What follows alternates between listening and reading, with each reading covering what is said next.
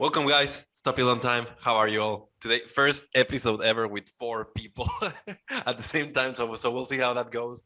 We have Daniel here, who, as you might notice, is not publicly doxed yet. So we don't know his last name. No one knows.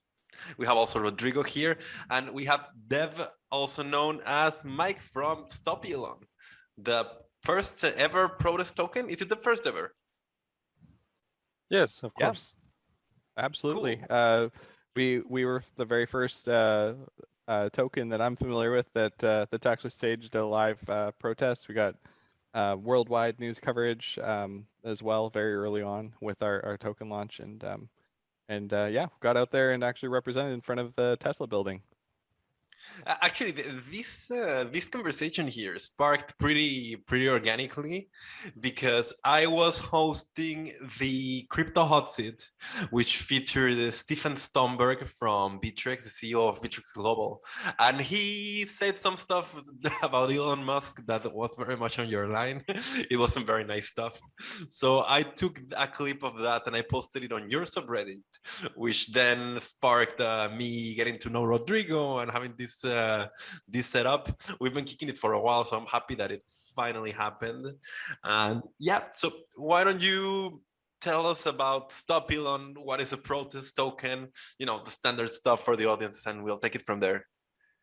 If you want, yeah, go ahead, Daniel. Okay, sure. Yeah, I'll take the question. So Stopelon was first known as Fokelon, which was created right I after remember. Elon Musk. Yeah, after Elon Musk tweet, which was in May. If you remember, it was a tweet that crushed the entire crypto market. Like he said, like he wasn't going to accept Bitcoin on his Tesla vehicle anymore. And if you have been following Elon tweets like since early 2000, like this year 2021, you would have noticed that he has built up a lot of hype and support for Bitcoin. And then he, just in May like this, he just withdrew the Tesla support for vehicle purchases. Like he has been mocking the investor in this space. Like a lot of people joined this year because of him, and he just like at some point just like stopped everything. He even called like Dogecoin. He has been chilling like for a year, a hustle on television. So I think we are all upset in somehow because we are all crypto investors. We have money on Bitcoin, probably. We have money on a lot of cryptocurrencies, and just overnight our portfolio crashed like 20-30%. I don't remember exactly, but crashed a lot. And we felt like one people who has the power to crash like the entire market is like not healthy for the market, for the blockchain technology, for everything. So we started to create. So we created Fokelon, which was this kind of protest. We were mad, like we say, we are mad, Fokelon, you know, just like this. And it sparkled, like a lot of people joined organically. We didn't do any marketing. People just found out this token and they all bought this token and like, oh, I agree with you. We want to join this Fokelon thing. And actually a lot of other Fokelon tokens were created on the same day. And a lot of them were scam and they eventually died like after a few days. So we continue to grow this Fokelon, and that's where like we become at some point Stopelon, because there was this issue. We wanted to grow more, but you know, having Fokelon is kind of problematic when you start marketing. You know, you go and you say, oh, I want to market to have some marketing on Fokelon, and they're like, can I just have this swear word in Right, and in your marketing name? crypto is hard enough as it is Yeah. to add the fuck word and on top of that. This is gonna be Exactly. this is gonna be the episode with the most fuck so far. I think I'm already getting a feeling here that this one's gonna be fun to you're gonna monetize. get demonetized immediately. I don't even monetize, so who cares? You can censor the word post editing. I'm not gonna do that to the poor readers. All right. The poor watchers, sorry, readers. And so yeah, marketing was difficult. And so we decided to create, to rebrand ourselves as Stopelon. There was another thing that pushed us to do it as soon as possible. It's like in our contract, like on a smart contract, there was an issue.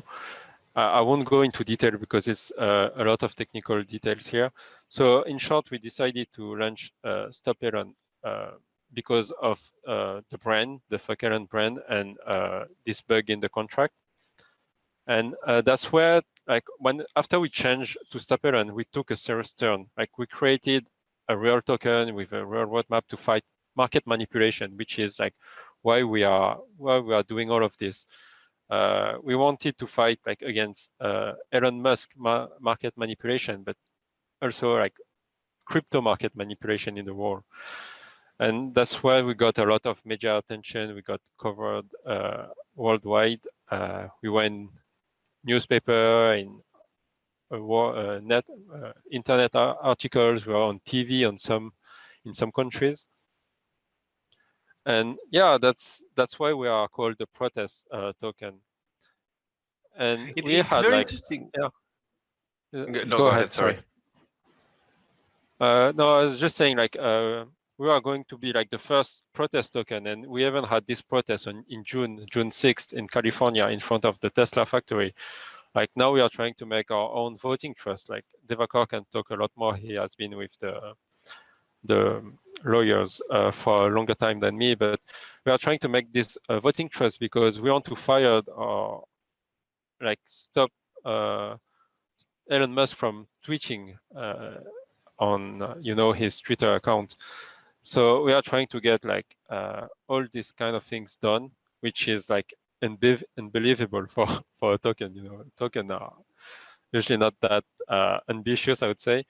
And yeah, we came from a shitcoin, a meme coin, to a serious project, I guess. Of course, and I mean, this is very interesting because I don't see any other tokens doing stuff like this. So you're pretty much building a use case for this kind of thing. And just to as a good practice, guys, I forgot to tell you this when I was briefing you about the podcast. I try and keep the screen time equal, so I'm just gonna be directing the questions randomly at whoever I think it hasn't been talking for a while. Sure. Just as a general good practice. So I'll ask Rodrigo, who's next in my screen. How do you, what's the situation with you guys? Because, okay, you launched this token and it's not so much a for-profit thing, obviously, like you have an underlying social mission. So how do you guys subsist? Is this something that you guys do for fun and as a hobby in your spare time? Or have you managed to make of this like more of an actual job? Yeah, what's the dynamic like on the team? Yeah, we pretty much take it as a job because we know this is a long-term movement, and we are pretty much all of us are actually invested in the token, and not only earning from the core team payments, which is something that we've been doing for like 1 month or two. We all invested in a token, we all invested in the project, and we want to be invested until it finally happens to reach our goal, which is to have the voting trust set up, bring regular investors of the stock market to cooperate with us using the voting trust.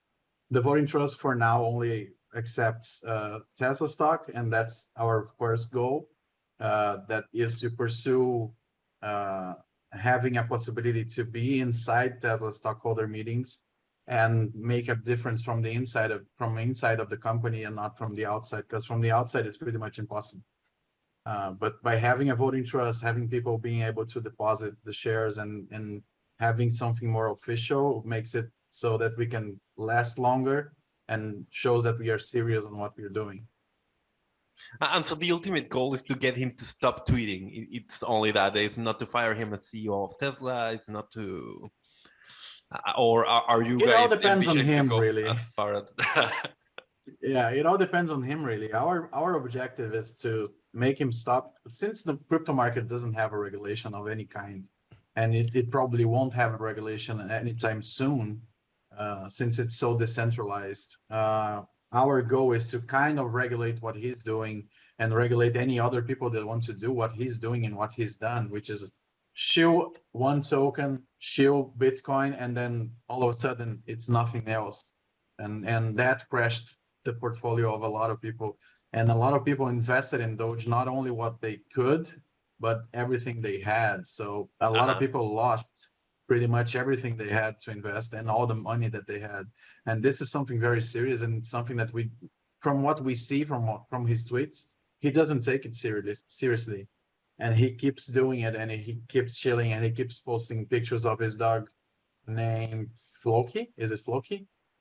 And I then never seen the pictures of the dog. A Floki token just skyrockets in one day because of his tweet. So that's something that we Right. need to focus on, not making that possible anymore. If he doesn't agree to that, then in the end, if we need to grab more stockholders to try and fire him from Tesla, and that's on him, not on us. And that's his decision pretty much. It's just crazy how we have like for how many super celebrities do you think we have in the world like that? I would say it's Elon Musk is one of them for real, and then I would put Kim Kardashian and Kanye West on the same list. Maybe Cristiano Ronaldo, but there's not that many people that can do that in the world, right? You don't have a people that are that popular and have such a serious following, and then like you said, when they interact with a market of any kind, they do tend to move the needle. And that would go twice as much for Elon Musk, because you don't really perceive Kanye West or Kim Kardashian to be like particularly smart people. Whereas if one guy is launching rockets to the moon, then you see, okay, this guy actually must know a thing or two about how the world works. How did the stuff with the protest go, Mike? I think Yeah, Dev can sorry, talk I've got about it. my dog here giving me a bit of a hard time. One moment That's a here. nice dog.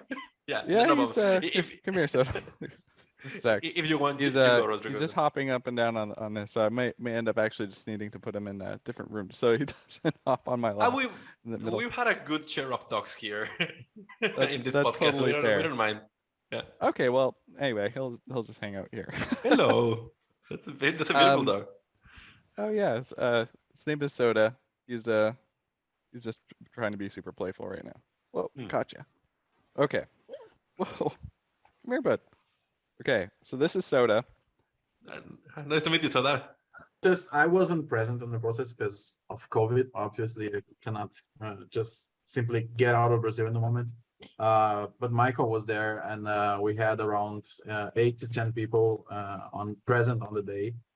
We parked on the other side of the road from the Tesla factory, because the other in front of the factory, it's not a public road, it's a private road owned by them.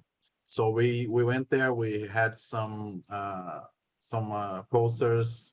We had some people with Stopelon shirts. We had a Tesla Model 3 that we borrowed for the event, and we had some coverage from NBC Bay Area, if I'm not mistaken, and also some other media outlets. Yeah, we had a few like posters and signs and so on that we had printed for the event, and we actually had our wrap Teslas. I think you may have mentioned. Just get my headphones back together, but I think I'm good now. Yeah. So you're good. yeah. Anyway, I'm back. But yeah, basically the protest went fantastic. It wasn't a huge turnout, but you know, we had a good group of people there, and we were able to actually we were able to actually get a little bit of coverage and get our message out there. And that's really what the whole goal of that protest was really to just communicate the frustration with one single individual, just sort of like playing with and toying with people's money. You know, a lot of people coming right off the back of a worldwide pandemic and one of the biggest market crashes in history, you know, put a whole bunch of faith and trust in someone who they viewed as a visionary, someone who is sort of like had a really good view for humanity, some really positive things for you know, energy, renewable energy and electric vehicles and all of that. And you know, he's up here sort of like touting you know, Bitcoin and Dogecoin are going to be like kind of the future, and then basically helps drive the price up substantially with direct support of it, only to rug pull and essentially yank all of that support. Yep. Which I'm going to be fair and honest. I think that he was a big part of the catalyst of what triggered the crash, and then it was after that other bad actors you could see almost like clockwork every single time they could would basically push the price down for around 3 months or so. And actually even today is a fantastic example where it's the 24th and we just came off the back of one of the biggest options expiry periods this year anyway for Bitcoin. I think it's around 3 billion or something like that. And it seems like almost like clockwork again, you've got like a separate sort of event where the mainstream media in general sort of started reporting on this China. this idea that China was actually going to make it completely illegal.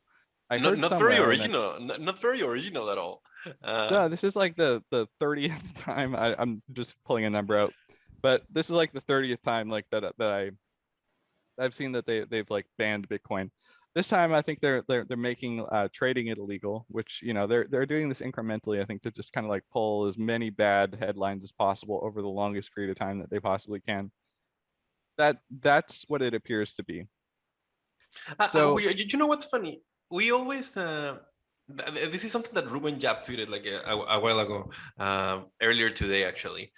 It's always funny how the people that are quote unquote trying to protect investors, they always find the way to time their actions so that they fuck up with investors the most. yeah, like it's actually almost down to the minute sometimes. You can see like Yep. Bitcoin approaching 45,000. If you're looking at technical analysis, that's a major resistance that we were potentially testing and hopefully we're going to get above. And it's like right as it's testing that, that's when the headlines come out. And actually something really interesting, I saw it posted on Twitter, and I may be off on this because I haven't dug into this too much on my own, but it sounded like the actual catalyst for this new wave of FUD that's hit the mainstream media actually was originally coming out of China on September 3rd. So it's very interesting that they chose this exact moment to make it a really big deal. But I guess with Elon Musk in particular, you know, with these other things, it's a little hard to sort of pinpoint as single user or single individual or a single person or source. Elon Musk, though, is a single source of pumping and dumping. He may have said he doesn't dump, but it doesn't matter if he's dumping his personal holdings or not. His behavior and his sort of like almost childlike is like he's picking the legs off of a bug or something like that. It's like is how it feels with his tweets sometimes, because he was posting like really publicly, like almost teasing it with like the Bitcoin in his profile description. Massive catalysts. They were moving the market up substantially. And then, you know, when he turned, he didn't just say, "Oh, we're doing this." He actually did that, and then started posting a whole bunch of memes of like people crying as stocks go down and stuff like that. Really cruel stuff. If you actually go and look at his tweets, it wasn't just that he pulled support. He pulled support and then rubbed salt in the wound of all of the people who follow and really, you know, had a lot of affection for him. So anyway, that's what our protest token is called, Stop Elon. We are more than just sort of stop Elon. We are interested in trying to stop market manipulation as a whole. It's a little harder, but we've got this voting trust as like one concrete thing that we can do to at least hold this one individual to account to begin with. And yeah, I can go more into that later. But yeah, that's basically what we're about. Sorry for the rambling explanation. And it's just crazy that no, you didn't ramble, don't worry. No, it's just crazy that this has managed to transcend the media, and it has like permeated into our culture altogether. Because, but quick story time. They shut off all the co-working spaces in Argentina because of COVID and whatever. So I had to rent a room in the house of someone to use as a co-working space because this woman, this 60-year-old lady, just had a huge house close by to us that she was renting for like various purposes. Probably the whole thing was illegal. If you're listening to this, it's just happening in my imagination. If you're in law enforcement in Argentina, anyways. So we rented this space in this woman's house, and we went to work there whenever we wanted to just get some air outside of the house, not go to a cafe or something, so have a private space for a meeting, whatever. And of course, eventually this lady found out that I was in crypto, and she was pretty interested. She was 60 something years old, and astrology is nothing to do with technology. And all of her questions were always about like, oh, but what happens if Elon Musk tweets something bad about Bitcoin and it crashes? And I'm like, that's the point where I realized how deep into our culture this Elon Musk can manipulate Bitcoin at the will has gotten ingrained. So, and it was funny when he did the B word event that no one called him out on his bullshit in there. Everyone was just sort of like tiptoeing around the issue. Has he himself like I know that he said I pump but I don't dump, which is like you do dump. But how do you see these cultural phenomena playing out in the longer term, Daniel? You mean the all like influencers or people tweeting and pumping and dumping, or I'm not sure I got the question. He himself, because you would see that in the opinion of some people, nowadays the crypto market doesn't like him anymore. You would see that, yeah, people don't like him in general, in crypto at least. But some might say that because he did it so often, his importance sort of died down in the markets. Do you see this as actually being the case, or does he still have the power to like turn it up again?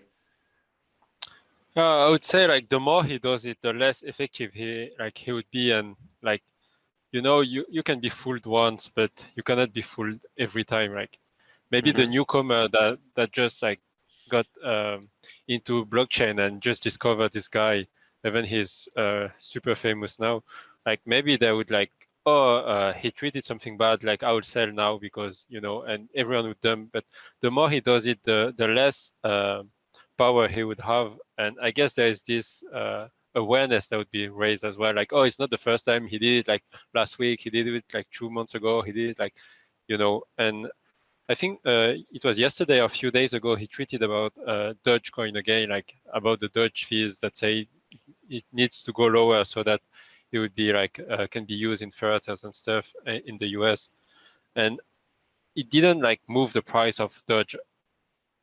Like I haven't checked the chart every day, but I think it haven't moved it a lot, and no one talk about it as much as before, because we used to like, oh, have you seen his latest tweet? And now it's like just is, oh, he tweeted again, and what's next? And I guess it still work, but less and less, I would say.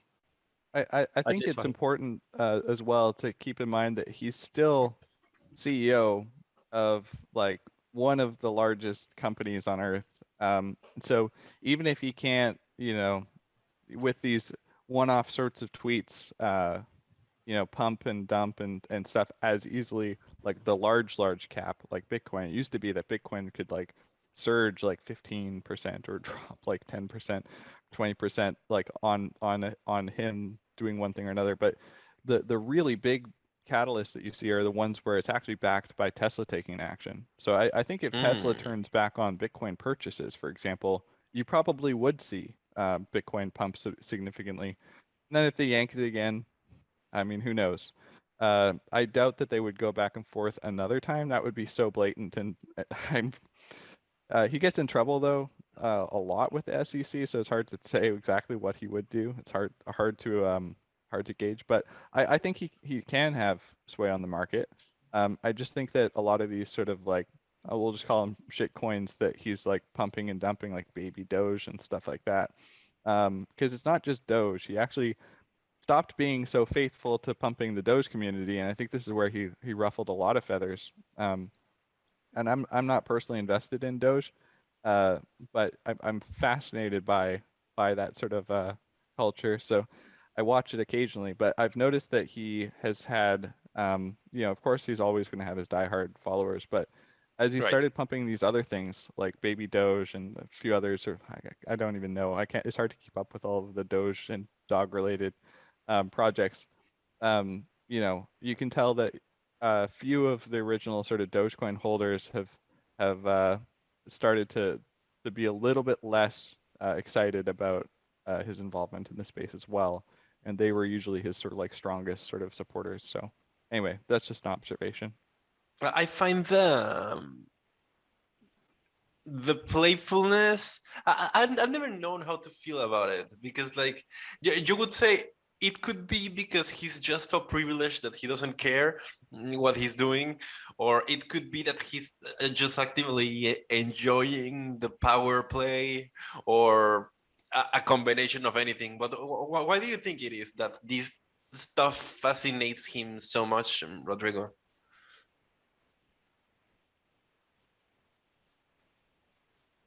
I mean, as a personal feeling. And by the way, I couldn't hear you. You're still mute, I think. Are you muted?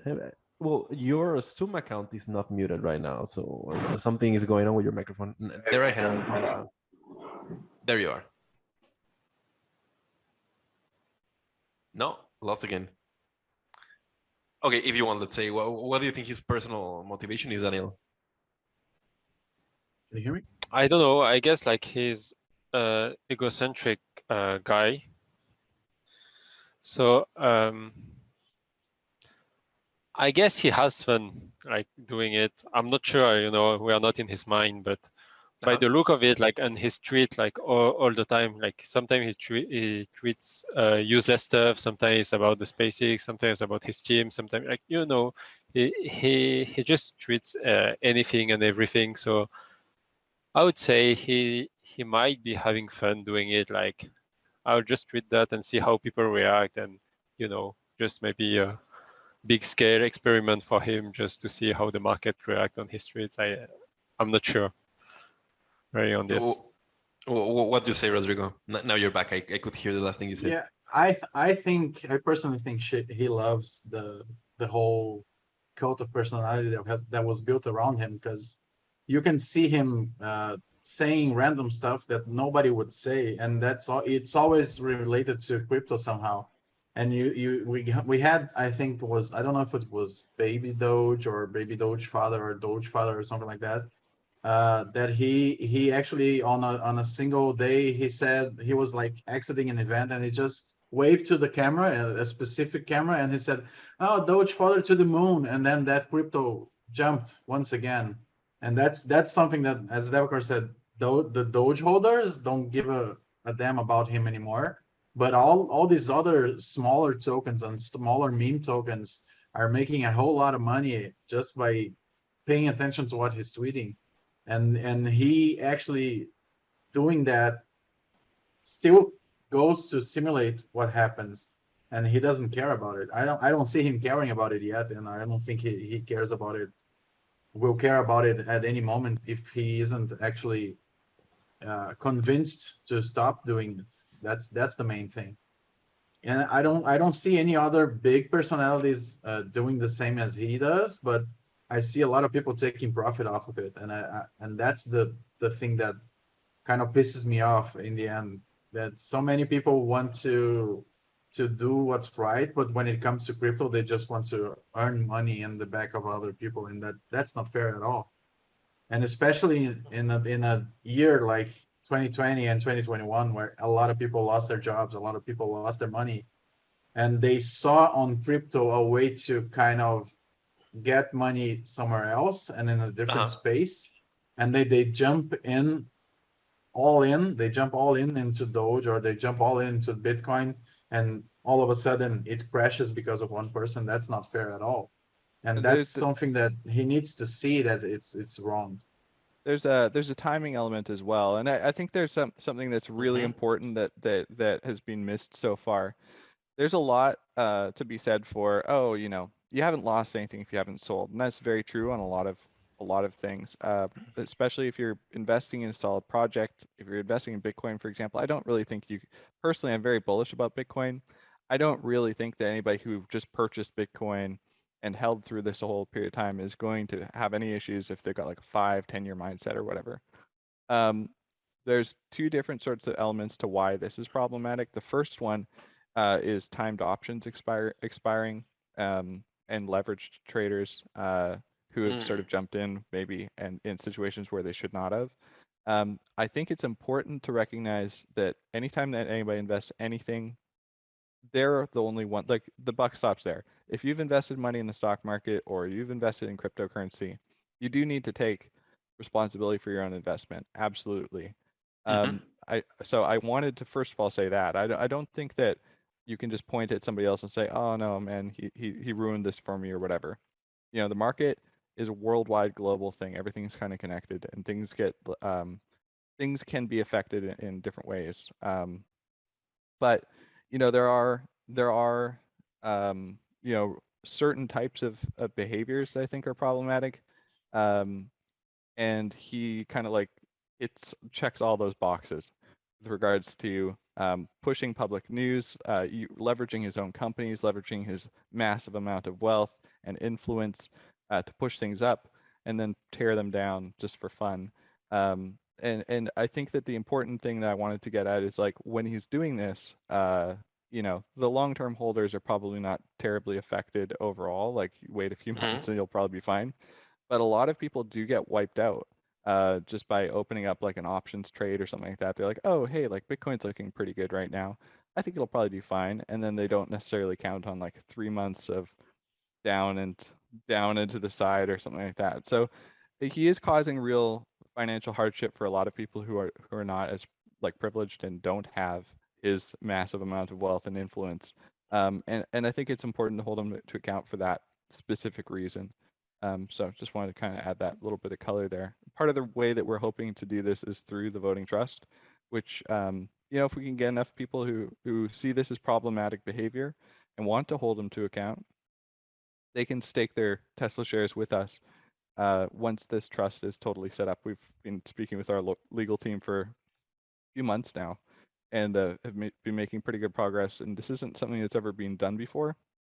So they're being really careful about it, especially whenever the SEC starts to make sort of more statements about things being securities. The legal team, it makes our legal team a little bit nervous occasionally, but they are making steady progress towards the voting trust, which is good. So anyway, we're trying to take concrete action with this token, with this project, in a way that gives a little bit more power to investors. And the reason why we call it a protest token, of course, is because the primary goal and motivation of this is to try and combat some of these problematic behaviors.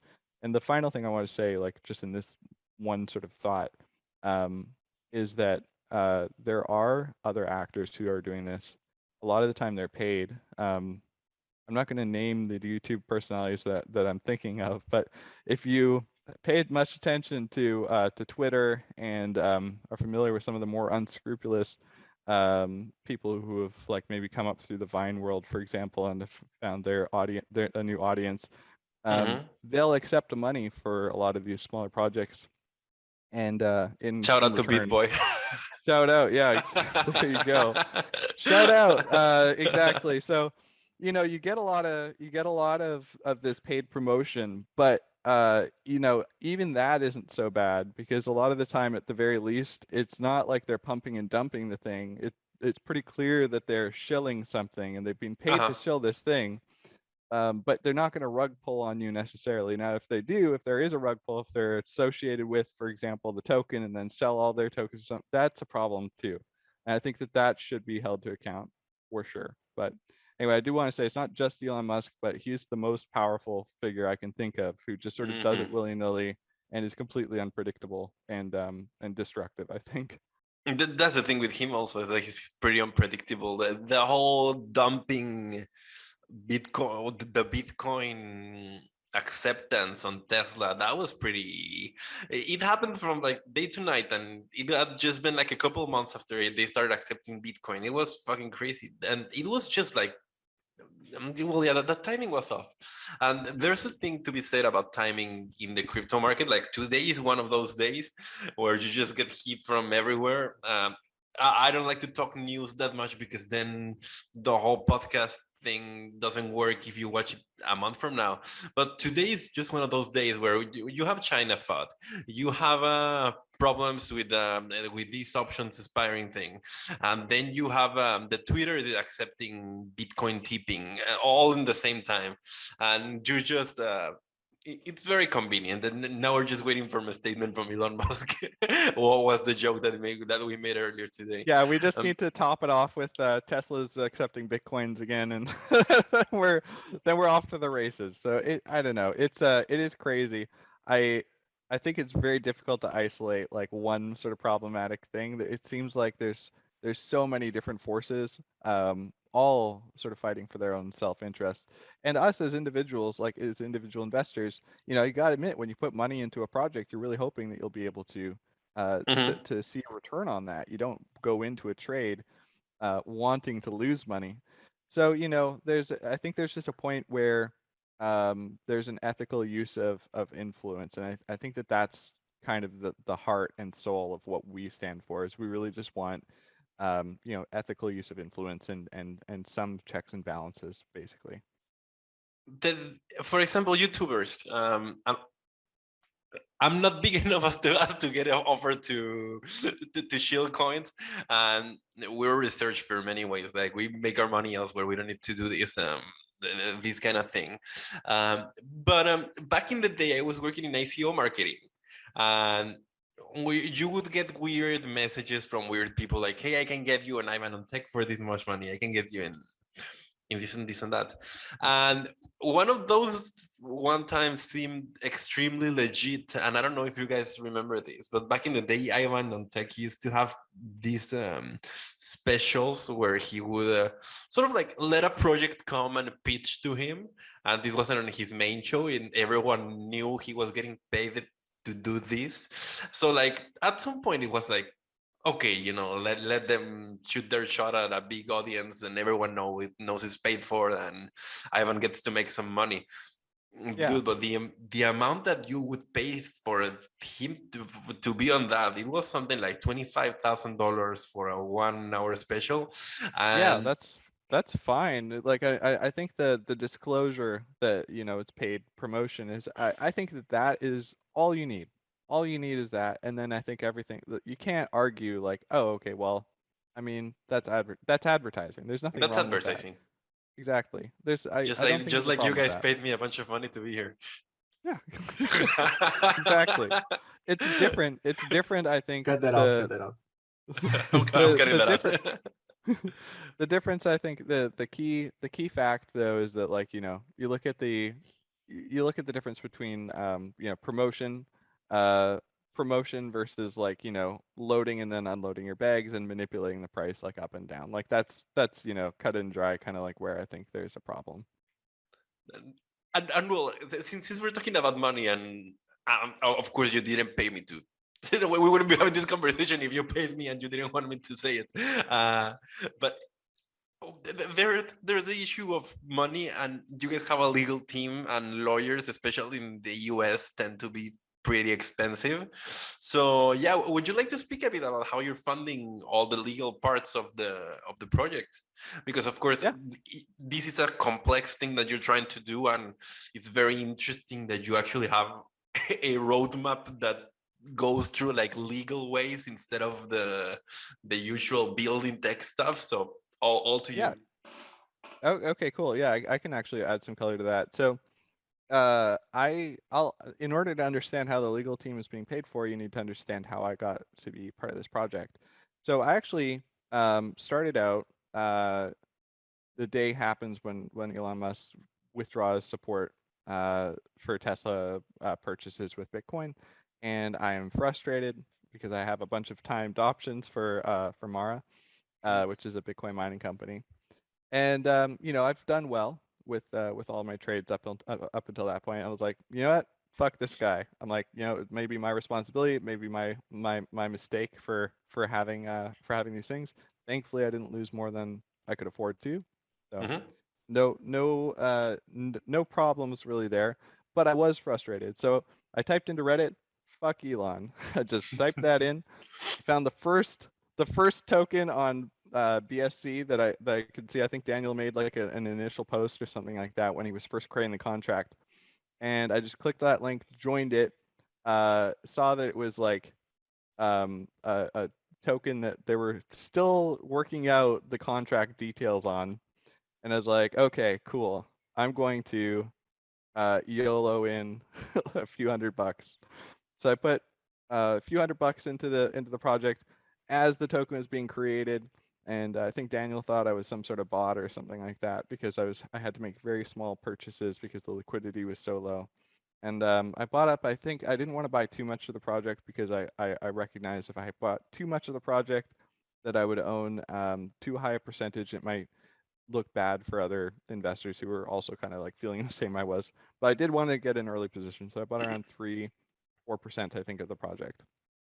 And at that point, you know, I didn't even know if this was a rug or if this was just going to go away or anything like that. And that initial sort of seed investment that I put in, you know, when the project had like I think a $5,000 market cap or something like that, was small, but it grew very quickly as the project turned out to be legitimate. And you know, I just got lucky that, you know, Daniel's an upstanding person, and a very capable developer, and you know, just it was that 1 in a million sort of chance because there were 3 or 4 other token projects that by the same name that day that all got yanked and rug pulled. And had I clicked on any of those links, I probably wouldn't be speaking to you now. So I recognize I got very lucky.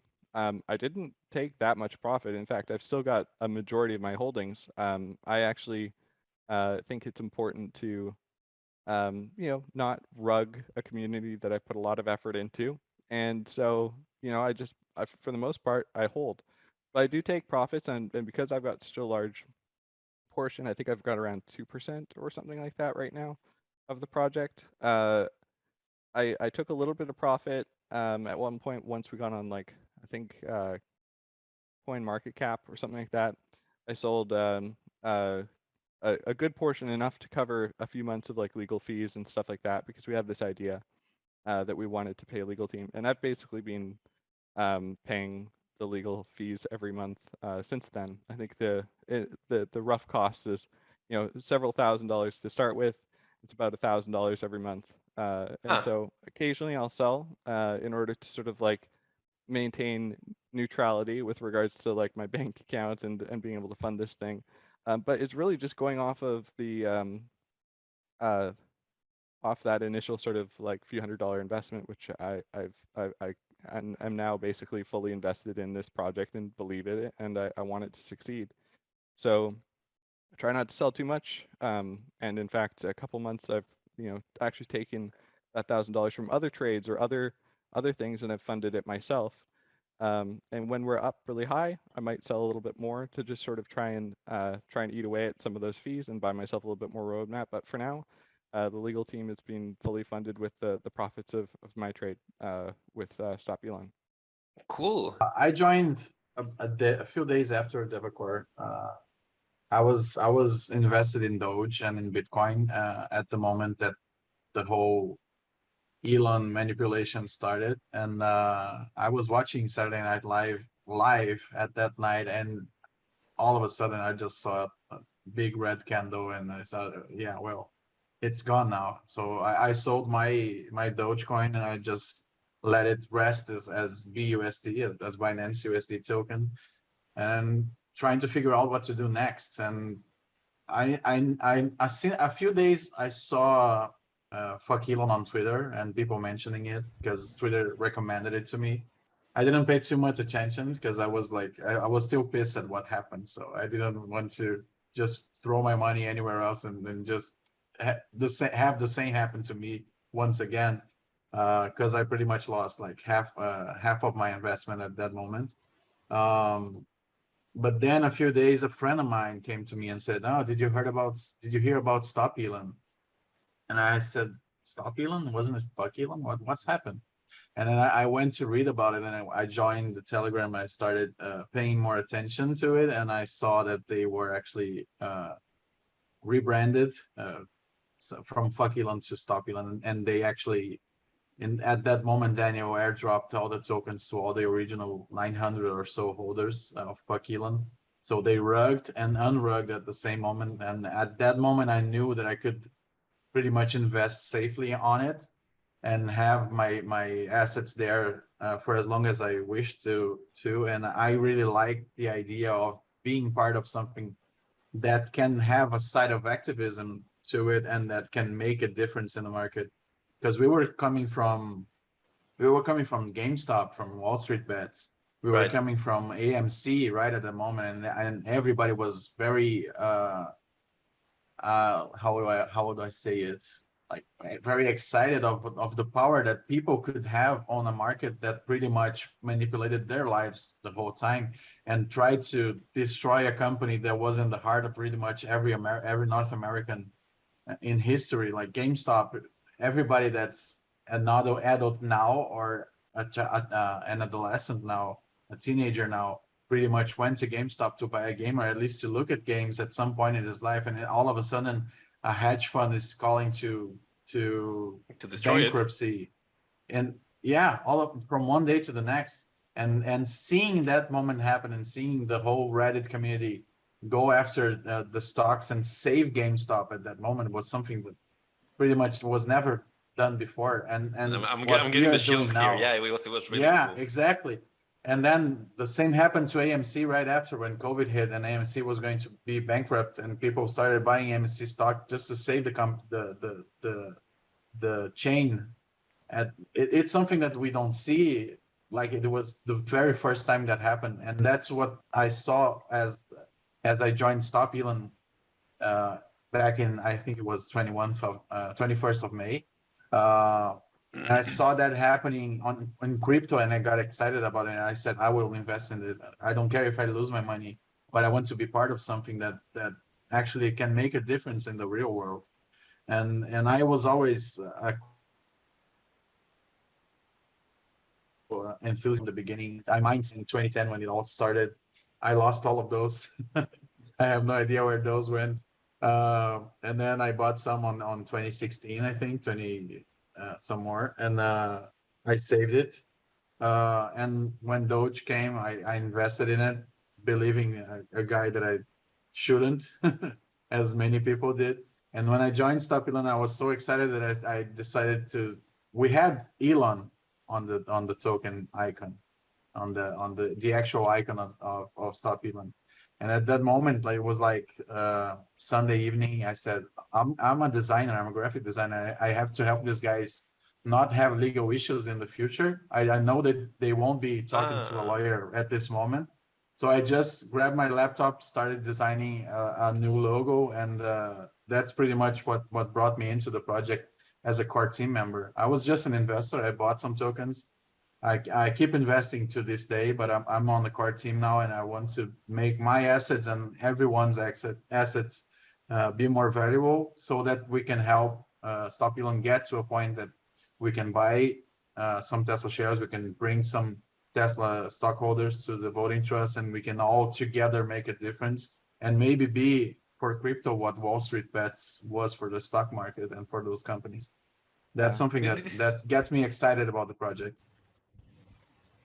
Yeah, I've actually got a little bit more to go on based on that as well, Rodrigo. I just wanted to say a little bit more about the early days too, because yeah, I got chills when I saw what they were doing with GameStop, and Likewise. the day before they kind of like really shut everything down. I remember having a conversation with my wife and just being like, the only reason I'm not going deeper into AMC right now or anything like that is because I'm concerned that they might, and this is like tinfoil hat stuff I was saying to her that evening, they might turn the markets off. Which more or less. And it did. And it did. Happened. Yeah. And that's basically like when they did that, and I felt just like that, like just shut down, like depressed and sad about it. And then I was like, you know, at least we've got crypto. And it was like when I saw the manipulation there, that's really sort of like where I got really frustrated. Because it was like if you can't win in the traditional markets, and then the other ones you've got like literally like bad actors. Also, you know, it's just like everything is stacked up against the retail investor. So I don't know. I got excited about Stop Elon myself. When I first started, I mentioned how I sort of scaled in initially at the start of the project. And you know what I did is I just like I had nothing else going.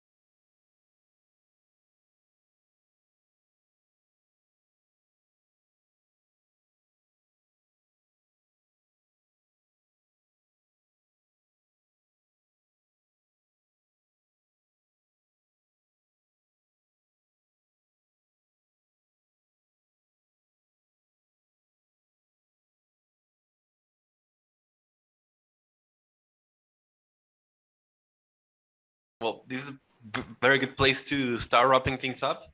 I also wanted to interject for those that might not completely understand what the whole undoxed thing means.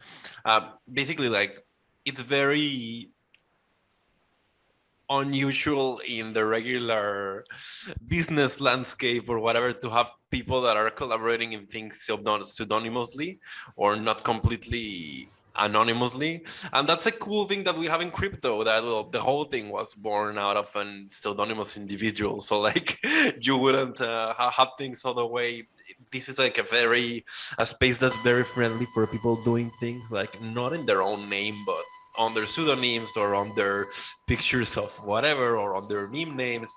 And I think that's pretty cool, especially when you start building a story to like these characters that, like Daniel showcased, that they have integrity to them, and that and even in like Satoshi's case, not to draw comparison, sorry Daniel, but there's some stuff behind in that line.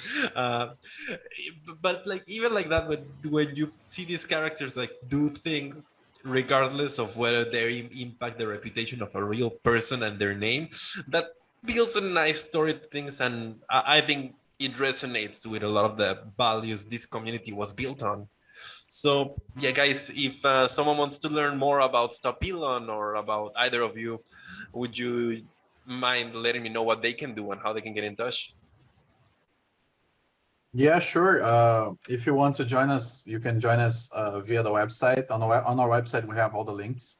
So you just go to stopelon.space. That's our main website.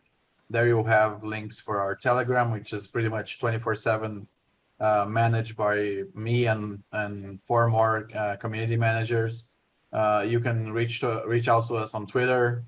You can reach out to us on YouTube. You can reach out to us on Twitch, which we actually have a little rave happening right now, courtesy of Aaron, one of our community members, community admins, which is also, he is also responsible for Twitter and all the social media. But pretty much you can find us everywhere at @stopelon_BSC. Okay. That's usually our handle, but it might be different in some others. But you can grab all the links on all the socials on our website. Cool. And well, guys, really enjoyed this conversation. First type of project like this that I cover on the podcast, and you've all been great. Any other parting thoughts? No? Okay, that's silent. So It was a great broadcast. Yeah. Thank you for hosting us. Yeah, Thank thank you. you for It's been hosting great. us. Thank you for this opportunity, and I really like what you are doing, which is also something that we want to do, is to educate people, educate the small guys, educate the small fish to take control of the whales at some point. And I appreciate that you do that through your podcast and bring knowledge to people about crypto. That's very nice. Yeah, well, it's always great to have people like you that are so committed to the community, that are so committed to the real values of the industry. So whenever you want to come back, I'm more than welcome. I'll cut it here because I have to go eat, but it was a blast, guys. Thank you very much, and thanks everyone for watching. You. Yeah, thanks for hosting Thank you. us. Bye-bye. Bye-bye. Bye, guys.